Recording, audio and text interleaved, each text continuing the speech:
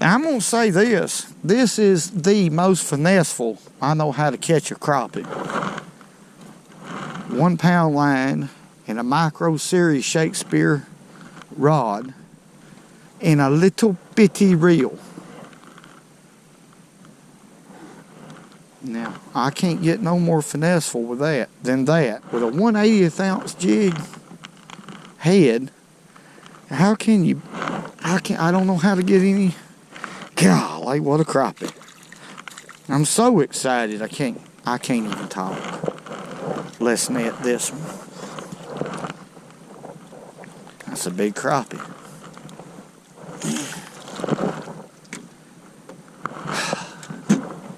It's a mule. When it gets tough, look at there, what a crappie. When it gets tough, I don't know any better way than to downsize everything. Now, that's as finesseful as you can go to catch a crappie. There's no doubt in my mind, and I love it too. That fish right there felt like he was 10 pounds on that kind of tackle. And he had every chance in the world to get off. Go on back right there. Now what I done is the wind blowed me too close to that treetop. So I'm gonna wait out here about 10 or 15 minutes, maybe 20, before I go back in there to even try to catch a crappie. Because I know the sound of that trolling motor disturbed those fish. They'll forget about it here in a little bit, and we'll see if we can catch another one. Well, good morning, folks. It's Richardgenethefishingmachine, the fishing machine, back on the river again. I can't stay off of it. Love it. You know, the most interesting fish, to me, is a crappie. Whether it be a white crappie or a black crappie. These fish fascinate me, and they have for years. And the reason is, well, to start with it, they're spawning right now. Now, we had a cold front that pushed through the Tennessee Valley, and it's been 3 days of real cold weather. These fish were already on bed. Now, this is the situation I'm fishing right now. So, to the explanation of it is the fish very, very slow. The fish is still on bed, but they don't want to bite. And in my experience, if you don't fish very, very slow in the areas that you know they're on bed or feel like they should be, you won't catch them. Usually what I do is fish real tight to the cover. Today it'll be trees. And today I'm gonna hit a rock here, but hold on just a second. Oh my. Okay. Gotta love it. And I do. It don't matter to me. But today I'm going to fish as finesseful as you can for any species. I'm going to be using 1 pound test line. And this is a reel I bought at Walmart. It's called a Fluger President. Yeah. It's got 7 ball bearings, real tiny. And it'll handle that 1 pound test line just perfect. Now I'm using a 4'6" Shakespeare micro series rod. Limber's a dish rag. And then I got a 1/80th ounce jig head with an 1.5 inch slab tail jig, blue, with a strike indicator like you'd use on a flat rod. Now I know for a fact that's as finesseful as a tactic, as far as tactics is concerned, that I can use to catch crappie. It's a lot of fun. It requires a lot of patience once a fish is hooked. If you really don't watch it, especially with this size 8 hook, which really is too small for crappie, or they say it is, but it's not. If you got a rod that'll handle it, in other words, real limber, and take your time, you can land a big crappie. There's no doubt in my mind about it. And a lot of times, being this finesseful will get you the bites when a lot of times you'll come up empty-handed. But that's just an opinion from me. Everything's based on opinion. But let's get to fishing, see if we can catch a few of these fish.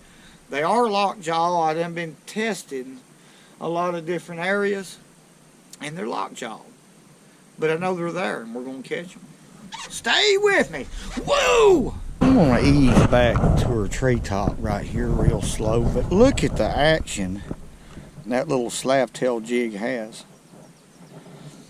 I call it a beaver tail, but look at that. They're not going to be able to stand that if I can hold this jig in front of that fish's face long enough to make him bite.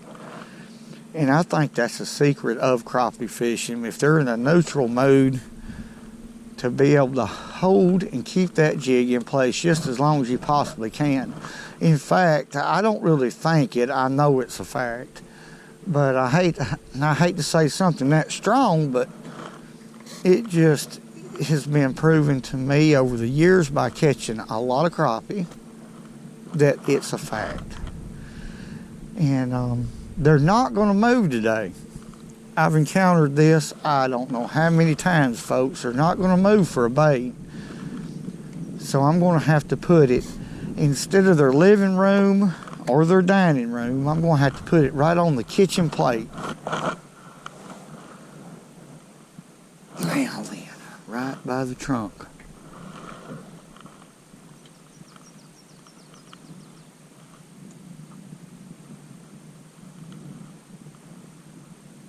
There he is. I hit that particular little place. And that's where they're at, and that's it. You got that chance, and that's all there are to it. Now I'm letting the rod do the work for me.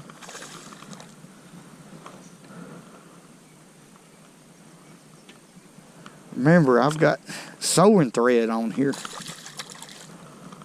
Cobweb, whatever you want to call it, it's little. And every fish that I catch, I'll just retie my knot. Come here. Oh, no. Come back here. Now that is scary, fishing with this right here, but I like to be at a disadvantage to give the fish a chance. A sporting chance. Is it necessary? No. Not unless you like to live on the edge. I do. I don't know what happened to his tail there. Pretty fish. Let him go right here. Go on back. Your job. Yep. I'll retie and sneak back up there again, and we'll go right back through the same process. Let's talk about this particular tree right here. I need to do this on this channel to really clarify how I find these fish, or these crappie. Now here's the tree. It's laying at about a 45-degree angle off the bank right here. Now where I'm sitting is in 6 feet of water, folks. Okay. Now in front of that tree, where that point is, it is dirt shallow. It's probably about 1.5 feet. You can see the bottom. So this little creek coming out of the back right here meanders from the actual creek back there in the mountains, meanders its way to right here, and then it turns slightly in front of the actual end of the tree, like that. And then we have a point right here, like I'm saying, it's in a foot of water. Well, this is just like a 5 and 6 foot hole here. That's the reason why this tree is productive. Okay. It's a sandy bottom on top of that. Sand is what you're looking for crappie for the most part, or on the Tennessee River. Needs to be a sandy bottom so they can dish out their dish. And that's really about as clear as I can. There's the cast right there, as I can make it for what I'm fishing right here. This tree is very important, the way it's positioned to hold spawning crappie when it comes to trees. There we go. That's perfect. That was a perfect demonstration right there. Now this is a good fish, so I'm going to have to really take my time, or I think he's a good one. Yeah, good one. of not moving your jig any. Not at all. When they're neutral like this, don't move it. Nah, he ain't that big. I'm telling you, this 1 pound test line will fool anybody. As many as I've caught on this little rig right here. Still, it fools me. But I never moved the jig a muscle. I just let it sit there.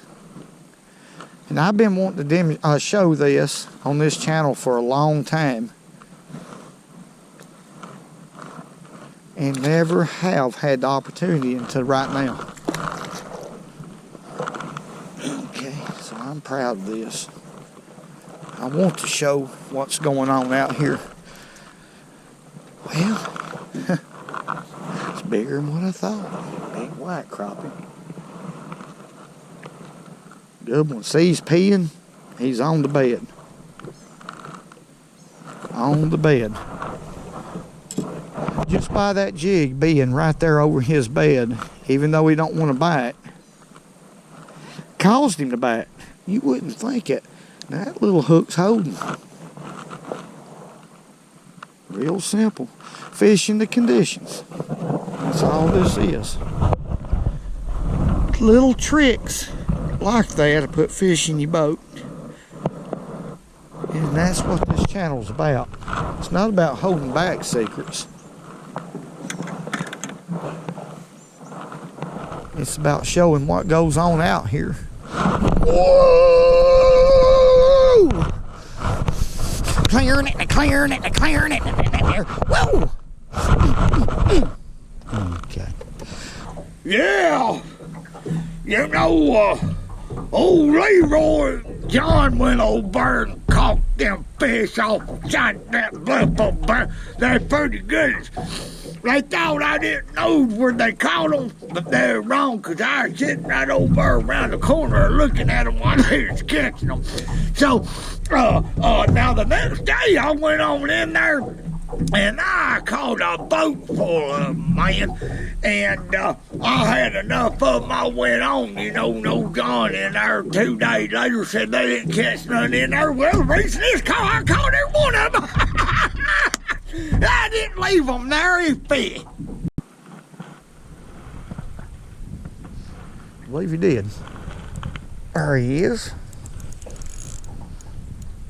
Little different angle. But the same exact place, same exact bed. Ain't that something, folks? Just to let that bait lay in there. I just keep emphasizing that because I don't think this has really been shown like this. Or I hope that this is working right here. I just wanted to show this so bad for a long time. I'm proud of this fishing trip right here. It's netty. That's a pretty good fish. I am so proud to show this. I want everybody to catch them. See, he's unbuttoned. My jig's hung up my old net. Good black crappie. Beautiful fish. Quit eating them jigs just because they're over top of your bed and won't move. Whoa, whoa. Hey. Whoa. Alright folks, that's the end of it for today. I'm proud of this fishing trip. I'm proud to have demonstrated something that I've talked about a whole lot. Now, this is a situation where I knew where the beds was. This is a tree, or one of the trees that I fished in a previous video, that I knew exactly where the beds were. Now, when you know that, and you go back to catch you some more crappie, alright, but yet the crappie's not biting because of a bad cold front, or maybe 2 or 3 days of it like we've experienced, keep in mind to visually know and remember where those beds was on the structure you were fishing.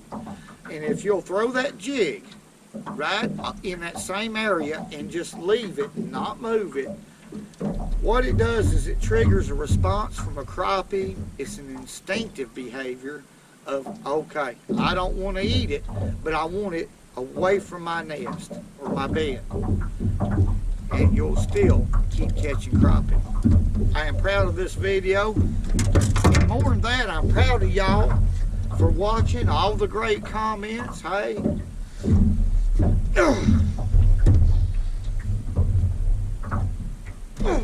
Thank y'all very much for everything y'all have done for this channel. Hey, well, that screaming bird, I don't know what kind it was. And remember, go fishing when you can, because it's good for you.